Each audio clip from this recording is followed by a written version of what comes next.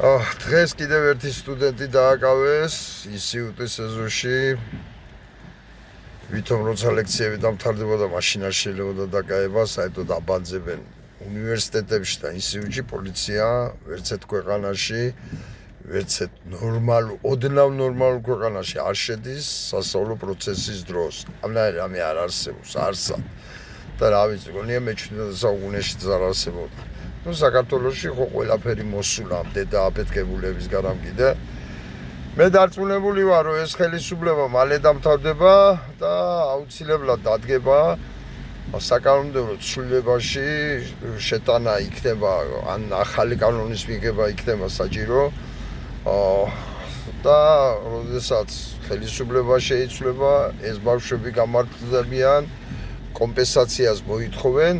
ეს კომპენსაცია არავითარ შემთხვევაში არ უნდა გაიცეს ბიუჯეტის ხარჯი, ანუ ადამიანებმა, რომელიც ბიუჯეტს ადგენენ, ვიღაც მოსამართლე დედააფეთქებული მოსამართლის, პოლიცielis და პროკურორის გამო არ უნდა გადაიხადოს თანხები, ხო?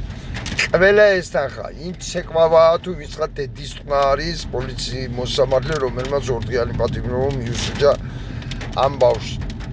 აი იმ ცეკვავადან უნდა ამოვიდეს, იმ პროკურორიდან უნდა ამოვიდეს და იმ მომღიმარი პოლიციელიდან, რომელიც აკაებდა დღეს და საერთოდ სირცხვილის გზნობაც არ გააჩნდა რა. აი საერთოდ არ ვიცი რა, საბჭოთა მილიცია ამგეშობია 10 თავით. ეგენი ვინ არიან? ამდენი უსისხლო, ამდენი დედააფეთქებული სამოძებნე ბიძინა, სადეძებე, სანთლით ეძებე ქვეყანაში ამდენი დედააფეთქებული ერთად როგორ შეაგროვე რა უბედურობა. აბსოლუტურად ყველადან უნდა მოვიდეს ეს თანხები. იმიდან, ვინც ეს გააკეთა და ვინც ამას ჩადის.